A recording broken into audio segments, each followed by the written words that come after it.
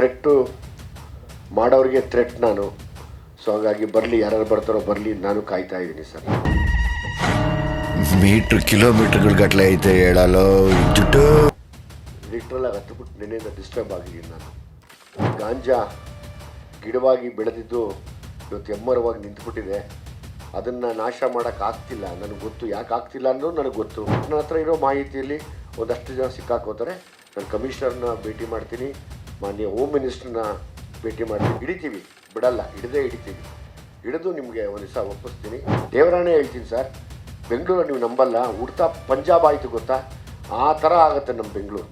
ಇವತ್ತಿನ ಎಲ್ಲ ಯಂಗ್ಸ್ಟರ್ಸ್ ಏನು ಹಾಳಾಗಿದ್ದಾರೆ ಅವ್ರಿಗೊಂದು ಮಾಹಿತಿ ಇದೆ ಅನ್ನೋ ವಿಷಯ ಕಾಂಪ್ಲಿಮೆಂಟ್ ಸಿಕ್ಕಿದೆ ನನಗೆ. ಥ್ರೆಟ್ನಿಂಗ್ ಕಾಲ್ ಏನು ಬರಲಿಲ್ಲ? ಥ್ರೆಟ್ನಿಂಗ್ ಕಾಲ್ಸ್ ಇನ್ಮೇಲೆ ಶುರುವಾಗುತ್ತೆ ಸರ್. ಯಾಕೆಂದರೆ ಈಗ ಇನ್ನೊಂದಷ್ಟು ಈ ಮಕ್ಕಳು, ಇವತ್ತೊಂದು ಪೋಸ್ಟ್ ಮಾಡಿದ್ದೀನಿ, 7ನೇ ಕ್ಲಾಸ್ ಮಗು ಗಾಂಜಾ ಸೇದಿ ಇವತ್ತು ಆ ರಿಹ್ಯಾಬ್ ಸೆಂಟ್ರಲ್ಲಿ ಸೇರಿಕೊಂಡಿರೋದನ್ನು ಹೋಗಿ ಇಂಟರ್ವ್ಯೂ ಮಾಡಿ ಅದನ್ನು ಹಾಕಿದ್ದೀನಿ. ಮತ್ತು ಕೆಲವು ಪೆಡ್ಲರ್ಗಳ ನಂಬರ್ಗಳು ತೊಗೊಂಡಿದ್ದೀನಿ. ಹಂಗಾಗಿ ಅವ್ರಿಗೆಲ್ಲ ವಿಷಯ ಮುಟ್ಟಿದೆ. ಎನಿ ಟೈಮ್ ಥ್ರೆಟ್ ಕಾಲ್ ಬರ್ಬೋದು, ಬಂದರೆ ತೊಂದರೆ ಇಲ್ಲ. ನಾನು ಯಾರೋ ಮೊನ್ನೆ ಅಂದೆ, ಥ್ರೆಟ್ಟು ಮಾಡೋರಿಗೆ ಥ್ರೆಟ್ ನಾನು. ಸೊ ಹಾಗಾಗಿ ಬರಲಿ, ಯಾರು ಬರ್ತಾರೋ ಬರಲಿ, ನಾನು ಕಾಯ್ತಾ ಇದ್ದೀನಿ ಸರ್. ಬರುತ್ತೆ 100% ಬರುತ್ತೆ. ಯಾಕಂದರೆ ಒಂದಷ್ಟು ಒಳ್ಳೊಳ್ಳೆ ಮಾಹಿತಿಗಳನ್ನು ನನ್ನ ಇನ್ಸ್ಟಾಗ್ರಾಮ್ನಲ್ಲಿ ಮತ್ತು ಫೇಸ್ಬುಕ್ನಲ್ಲಿ ಪೋಸ್ಟ್ ಮಾಡ್ತಾ ಇರ್ತೀನಿ. ಈಗ ನಿನ್ನೆ ರಾತ್ರಿ ಒಬ್ಬ ಪೆಡ್ಲರ್ ಬಗ್ಗೆ ಮಾತಾಡಿ ಬಿಟ್ಟಿದ್ದೀನಿ. ಇವತ್ತು ಒಂದು 7ನೇ ಕ್ಲಾಸು ಮಗು ಮನೇಲಿ ಗಲಾಟೆ ಮಾಡಿ ತಾಯಿಗೆ ಗೊತ್ತಿಲ್ದಿರ ದುಡ್ಡನ್ನ ಕದ್ದು 7ನೇ ಕ್ಲಾಸ್ಗೆ ಸೇದಕ್ಕೋಗಿ ಇವತ್ತು 2 ವರ್ಷ ಸೇದಿದೆ ಅದು. ಇವತ್ತು ಪಾಪ ಅದು ರಿಹ್ಯಾಬ್ ಸೆಂಟ್ರಲ್ಲಿದೆ. ಇದೊಂದು ದೊಡ್ಡ ಮಾಫಿಯಾ ಆಗಿ ಇಡೀ ಬೆಂಗಳೂರಿನಲ್ಲಿ ವ್ಯಾಪಿಸ್ಕೊಂಡು ನಿನ್ನೆ ತಾನೇ ಇನ್ನೊಂದು ಹೆಣ್ಣು ಹುಡುಗಿನ ಮಾತಾಡಿಸಿದೆ.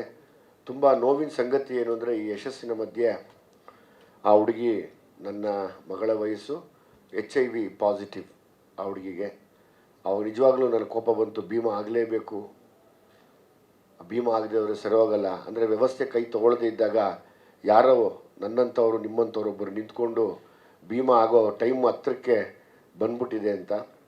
ನಾನು ಆ ಹುಡುಗಿನ ಕೇಳಿದೆ, ಯಾಕಮ್ಮ ಇದು ಹೆಂಗಾಯ್ತಪ್ಪ ನಿನಗೆ ಅಂತ. ಆ ಹುಡುಗಿ ಒಂದೇ ಹೇಳ್ತು, ಸರ್ ನಮಗೆ ಸಿರಿಂಜು ನೀಡ್ಲುಗಳು ತುಂಬ ಸಿಗದೇ ಇದ್ದಾಗ ಹಂಚ್ಕೋತೀವಿ ಸರ್, ಒಂದೇ ನೀಡ್ಲನ್ನ. ಆ ಒಂದೇ ನೀಡ್ಲಿಂದ ಬಂದಿದೆ, ಐ ಆಮ್ ಪಾಸಿಟಿವ್ ಅಂತು.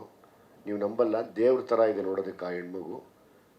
ಲಿಟ್ರಲಾಗಿ ಹತ್ಬಿಟ್ಟು ನೆನೆಯಿಂದ ಡಿಸ್ಟರ್ಬ್ ಆಗಿದ್ದೀನಿ ನಾನು. ಇದು ನೋಡಿದಾಗ ತುಂಬ ಕೋಪ ಬರುತ್ತೆ. ಸೊ ಹಂಗಾಗಿ ಇದರಿಂದ ಯಾರ್ಯಾರಿದ್ದಾರೆ, ಎಲ್ಲೆಲ್ಲಿದ್ದಾರೆ, ಏನು ಮಾಡ್ತಾ ಇದ್ದಾರೆ, ಅವರೆಲ್ಲರ ಮಾಹಿತಿ ನನಗಿದೆ. ಮತ್ತೊಮ್ಮೆ ನಾನು ನಿಮ್ಮ ಕೈ ಜೋಡಿಸಿ ಕೇಳ್ಕೊತೀನಿ, ನೀವೆಲ್ಲ ಸಾಥ್ ಕೊಡದೆ ಹೋದರೆ ಸಿನಿಮಾ ಆಯಿತು, ಸಿನಿಮಾ ಹಿಟ್ಟಾಯಿತು, ದುಡ್ಡು ಬರುತ್ತೆ, ಬಟ್ ನೆಮ್ಮದಿ ಬರಲ್ಲ. ಯಾಕಂದರೆ ನಾವೆಲ್ಲ ಹೋರಾಡದೇ ಇದ್ರೆ ನೆಮ್ಮದಿ ಬರಲ್ಲ. ಯಾರ್ಯಾರು ದೊಡ್ಡ ದೊಡ್ಡ ಮಹಾಶಯರಿದ್ರು ಹೊರಗಡೆ ಇನ್ವಾಲ್ವ್ ಆಗಿದ್ದಾರೆ, ಯಾರು ಏನಕ್ಕೆ ಮಾಡಿಸ್ತಾ ಇದ್ದಾರೆ. ಈ ಟೈಡಲ್ ಅನ್ನೋ ಒಂದು ಮಾತ್ರೆ ಇವತ್ತು ಬೆಂಗಳೂರಿಗೆ ಎಲ್ಲೆಲ್ಲಿಂದ ಬರ್ತಾ ಇದೆ, ನೀವು ನಂಬೋದಿಲ್ಲ.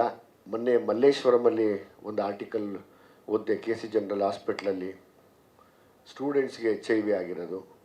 ನಾಳೆ ದಿವಸ ನಮ್ಮ ಮಕ್ಕಳು, ನಿಮ್ಮ ಮಕ್ಕಳು, ಯಾರ ಮಕ್ಕಳಿಗೆ ಬೇಕಾದರೂ HIV ಪಾಸಿಟಿವ್ ಆಗ್ಬೋದು.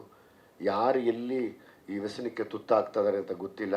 ಒಂದು ದಿನ ಹಿಂಗೆ ಗಾಂಜಾ ಗಿಡವಾಗಿ ಬೆಳೆದಿದ್ದು ಇವತ್ತು ಎಮ್ಮರವಾಗಿ ನಿಂತುಬಿಟ್ಟಿದೆ. ಅದನ್ನು ನಾಶ ಮಾಡೋಕ್ಕಾಗ್ತಿಲ್ಲ, ನನಗೆ ಗೊತ್ತು. ಯಾಕೆ ಆಗ್ತಿಲ್ಲ ಅನ್ನೋದು ನನಗೆ ಗೊತ್ತು. ಇದಕ್ಕೆ ಥ್ರೆಟ್ಗಳು ಬರ್ತವೆ, ನನಗೆ 100% ಬರುತ್ತೆ ಥ್ರೆಟ್ಟು. ಆಲ್ಮೋಸ್ಟ್ ಎಲ್ಲ ಹೇಳ್ತಾ ಇದ್ದಾರೆ, ಒಬ್ಬೊಬ್ಬರೇ ಓಡಾಡಬೇಡಿ ಅಂತ ಹೇಳಿದ್ದಾರೆ. ನಾನು ಆಲ್ಮೋಸ್ಟ್ ಒಬ್ಬೊಬ್ಬರೇ ಓಡಾಡೋದೇ ಜಾಸ್ತಿ ಯಾವಾಗಲೂ. ಆದರೆ ಈ ಟೈಡಲ್ ಅನ್ನೋ ಒಂದು ಮಾತ್ರೆ ಎಲ್ಲ ಮಕ್ಕಳಿಗೂ HIV ತರ್ತಾ ಇದೆ. ನೀವು ನಂಬೋದಿಲ್ಲ, ನಾನು ನಿನ್ನೆಯಿಂದ ಆ ವಿಡಿಯೋ ಕೂಡ ಹಾಕ್ತೀನಿ. ಇವತ್ತು ಹಾಕಬೇಕಾಗಿತ್ತು, ಬೇಡ, ಅದನ್ನು ತುಂಬ ಹೇಳಿ ಡಿಸ್ಟರ್ಬ್ ಮಾಡೋದು ಬೇಡ ಅಂತ ಸುಮ್ಮನೆ ಅದೇ. ಬಟ್ ಅದು ತಡೆಯೋಕ್ಕಾಗ್ತಾಯಿಲ್ಲ. ಇಡೀ ಬೆಂಗಳೂರಲ್ಲಿ ಒಂದು 20-25% ಮಕ್ಕಳು HIV ತುತ್ತಾಗ್ತಾರೆ. ನಾನು ನಿನ್ನೆ ಒಂದು ಮಾಧ್ಯಮದ ಇಂಟರ್ವ್ಯೂನಲ್ಲಿ ಮಾತಾಡಿದೆ. ಯಾವುದೇ ಪಕ್ಷದ ಪರವಾಗಿ ನಾವು ಸಿನಿಮಾ ಮಾಡಲಿಲ್ಲ, ಹುಡುಗರ ಪರವಾಗಿ ನಾವು ಸಿನಿಮಾ ಮಾಡಿದ್ದೀವಿ. ಸೊ ಹಂಗಾಗಿ ಯಾವ ಪಕ್ಷಕ್ಕೂ ನಾನು ಸಪೋರ್ಟ್ ಮಾಡೋದಿಲ್ಲ ಈ ವಿಷಯಗಳೆಲ್ಲ ಬಂದಾಗ. ಯಾವುದೇ ಪಕ್ಷ ಆಗಿರಲಿ, ಯಾವುದೇ ಏರಿಯಾ ಕಾರ್ಪೊರೇಟರ್ಗಳಾಗಿರಲಿ, ನೀವುಗಳು ನಿಮ್ಮ ಏರಿಯಾನ ಕ್ಲೀನ್ ಮಾಡ್ಕೊಳ್ಳದೆ ಹೋದರೆ ಮುಂದಿನ 5 ವರ್ಷಕ್ಕೆ ನಿಮಗೆ ಈಗ HIV ತುತ್ತಾಗಿರೋ ಮಕ್ಕಳು, ನೀವೇನು ಓಟ್ಗೆ ಓಟ್ ಬೇಕು ಅಂತ ಕಾಯ್ತಿರ್ತೀರ, ಓಟ್ ಹಾಕೋಕ್ಕೆ ಗತಿ ಇಲ್ದಿರೋ ಮಕ್ಕಳು ಸತ್ತು ಹೋಗ್ತಾರೆ. ಇನ್ನೊಂದು 20 ವರ್ಷ ಹೋದರೆ ಬರುವಂಥ ಪೀಳಿಗೆಯಲ್ಲಿ 80% HIV ಪಾಸಿಟಿವ್ ಆಗುತ್ತೆ. ಇದು ಡಿಪಾರ್ಟ್ಮೆಂಟ್ ಅವ್ರಿಗೆ ಗೊತ್ತಿದ್ದು ಸುಮ್ಮನೆ ಇದ್ದಾರೆ ಸರ್. ಸರ್, ಡಿಪಾರ್ಟ್ಮೆಂಟ್ ಅವ್ರಿಗೆ ತುಂಬ ದೊಡ್ಡ ಇಲಾಖೆ ಅದು. ನಾನು ನೇರ ಕಮಿಷನರ್ ಹತ್ರ ಹೋಗಿ ಮಾತಾಡಬೇಕು ಅಂತ ನಮ್ಮ ಶಿವಕುಮಾರ್ ಸರ್ಗೆ ಕೇಳಿದ್ದೀನಿ. ನಾನು ಬೀಟ್+ ಕರ್ನಾಟಕ ಶಿವಕುಮಾರ್ ಸರ್ನ ಕರ್ಕೊಂಡು ಕಮಿಷನರ್ಗೆ ಒಂದು ಕಂಪ್ಲೇಂಟ್ ಮಾಡಬೇಕು ಅನ್ನೋ ಆಸೆ ಇದೆ. ನಾನು ಅವ್ರಿಗೆ ಎಲ್ಲ ವಿಜುವಲ್ಸ್ ತೋರಿಸ್ತೀನಿ, ಯಾರ್ಯಾರು ಮಾರ್ತಾ ಇದ್ದಾರೆ, ಎಲ್ಲೆಲ್ಲಿ ಮಾರ್ತಾ ಇದ್ದಾರೆ, ನಿಮ್ಮವರೇ ಎಷ್ಟು ಜನ ಇನ್ವಾಲ್ವ್ ಆಗಿದ್ದಾರೆ ಅಂತ ಕೂಡ ನನಗೆ ಮಾಹಿತಿ ಕರೆಕ್ಟ್ ಅನಿಸಿದ್ರೆ ಖಂಡಿತವಾಗ್ಲೂ ತೊಗೊಂಡೋಗಿ ತೋರಿಸ್ತೀನಿ. ಯಾಕಂದರೆ ಎಲ್ಲವೂ ಮಾಹಿತಿ ಆಗಿದೆ ಇದು. ಅದಕ್ಕೆ ನನಗೆ ಸರಿಯಾದ ಸಾಕ್ಷಿ ಆಧಾರಗಳು ಬೇಕು. ಸೊ ಹಾಗಾಗಿ ಸುಮ್ಮನೆ ಯಾರನ್ನೂ ಬ್ಲೇಮ್ ಮಾಡೋದು ಬೇಡ ಅಂಥೇಳಿ ನಾನು ಕಾಯ್ತಾ ಇದ್ದೀನಿ. ಬಟ್ ನನ್ನ ಹತ್ರ ಇರೋ ಮಾಹಿತಿಯಲ್ಲಿ ಒಂದಷ್ಟು ಜನ ಸಿಕ್ಕಾಕೋತಾರೆ. ನಾನು ಕಮಿಷನರ್ನ ಭೇಟಿ ಮಾಡ್ತೀನಿ, ಮಾನ್ಯ ಹೋಮ್ ಮಿನಿಸ್ಟ್ರನ್ನ ಭೇಟಿ ಮಾಡ್ತೀನಿ. ಈ ಸಿನಿಮಾ ಯಶಸ್ಸಾಗಿದೆ, ಅದು ಓಕೆ. ಬಟ್ ನನಗೆ ಎಲ್ಲ ಮಕ್ಕಳು, ಎಲ್ಲ ಕಾಲೇಜ್ ಮಕ್ಕಳು, ಈಗ ನಮ್ಮ ಶಿವಕುಮಾರ್ ಸರ್ ಹೇಳ್ತಾಯಿದ್ರು, ನಾನು ಲಾ ಓದೋ ಸ್ಟೂಡೆಂಟ್ಸ್ಗೆ ಮಿನಿಮಮ್ ಒಂದು 100 ಜನ ಸ್ಟೂಡೆಂಟ್ಸ್ಗೆ ತೋರಿಸ್ತೀನಿ ಸರ್, ಇದನ್ನು ನಾನು ರೆಡಿ ಇದ್ದೀನಿ ಅಂತ ಅವ್ರ ಮುಂದೆ ನಿಂತು ಅವರೊಂದು 100 ಜನ ಲಾ ಓದೋ ಸ್ಟೂಡೆಂಟ್ಸ್ಗೆ ಸಿನಿಮಾ ತೋರಿಸ್ತಾ ಇದ್ದಾರೆ. ಹಂಗಾಗಿ ಎಲ್ಲರೂ ಈಗ ನಾನು ಅವತ್ತು ಇಂಟರ್ವ್ಯೂ ಮಾಡಿದಾಗಲೇ ಸುಮಾರು ಜನ ಎಸ್ಕೇಪ್ ಆಗಿಬಿಡ್ತಾರೆ ಪೆಡ್ಲರ್ಗಳು. ಮೊನ್ನೆ ತುಂಬ ಒಬ್ಬನ ಕಾದ್ವಿ, ಒಬ್ಬ ಅಧಿಕಾರಿಗಳ ಸಹಾಯದಿಂದ ಒಬ್ಬನ ತುಂಬ ಕಾದೆ. ತುಂಬ ಹೊತ್ತು ಹೊರಗಡೆ ಬರಲಿಲ್ಲ ಅವನು. ಇದ್ದಿದ್ರೆ ಗ್ಯಾರಂಟಿ ಹೇಳ್ಕೊಂಬಂದು ಸ್ಟೇಷನ್ ಕೊಡ್ತಿದ್ದೆ ಅವನ್ನ. ಇಡೀ ತಂಡ, ನಾನು, ಪುನೀತ, ಡ್ರ್ಯಾಗನ್ ಮಂಜು, ನನ್ನ ಜೊತೆ ಮಹೇಶು, ಅಲ್ಲು ರಘು, ನಾವು ಸುಮಾರು ಒಂದು 8 ಅವರ್ ಕಾದಿದ್ದೀವಿ, ಊಟ ಮಾಡಲಿಲ್ಲ. ಒಬ್ಬನನ್ನು ನಾವು ಹಿಡಿಬೇಕು ಅಂತ ಹಿಡಿತೀವಿ, ಬಿಡಲ್ಲ, ಹಿಡಿತೀವಿ. ಹಿಡಿದು ನಿಮಗೆ ಒಂದು ದಿವಸ ಒಪ್ಪಿಸ್ತೀನಿ. ನೀವೆಲ್ಲ ಸಪೋರ್ಟ್ ಮಾಡಿ. ಫಸ್ಟು ಎಲ್ಲ ಹುಡುಗರು ನೋಡಲಿ ಇದನ್ನು. ಹೇಳಿ ಸರ್. ಇದು ಅಟ್ಲೀಸ್ಟ್ ಡಿಪಾರ್ಟ್ಮೆಂಟಿಗೆ ತೋರಿಸೋ ಸರ್, ಡಿಪಾರ್ಟ್ಮೆಂಟಿಗೆ ನಾನು ತೋರ್ಸೋಕ್ಕೆ ರೆಡಿ ಇದ್ದೀನಿ. ನಾನು ಕಮಿಷನರ್ ಅವರಿಗೆ ಒಂದು ಮನವಿ ಕೊಡ್ತೀನಿ. ಮನವಿಗಿನ್ನ ಹೆಚ್ಚಾಗಿ ನಾನು ಹತ್ರ ಇರೋ ಡಾಕ್ಯುಮೆಂಟ್ಸ್ ಕೊಡ್ತೀನಿ. ಇವತ್ತು ಒಂದು ಹೆಣ್ಮಗುಗೆ ಏನು HIV ಆಗಿದೆ, ನಮಗೆ ಕೈಗೆ ಸಿಕ್ಕಿರೋಂಥ ಒಂದು ಹೆಣ್ಮಗು, ಅದು ಇನ್ನೊಂದು 20 ವರ್ಷ ಇರ್ಬೋದು ಅಷ್ಟೇ, 20-21 ವರ್ಷ. ಬಹುಶಃ ಬಂದು 1 ವರ್ಷ 2 ವರ್ಷ 18 ವರ್ಷಕ್ಕೆ ಬಂದ್ಬಿಟ್ಟಿದೆ. ಆ ಥರದ್ದು ಎಷ್ಟೋ ಹೆಣ್ಮಕ್ಳಿಗೆ HIV ಆಗಿದೆ ಇವತ್ತು, ಎಷ್ಟೋ ಗಂಡು ಮಕ್ಕಳಿಗೆ HIV ಆಗಿದೆ ಇವತ್ತು. ನನಗೆ ಆ ಕೋಪ ತುಂಬ ಇದೆ. ನಾನು ಅದಕ್ಕೇ ಅಷ್ಟು ಹಾರ್ಶಾಗಿ ಪಿಕ್ಚರ್ನ ನಾನು ಮಾಡಿರೋದು.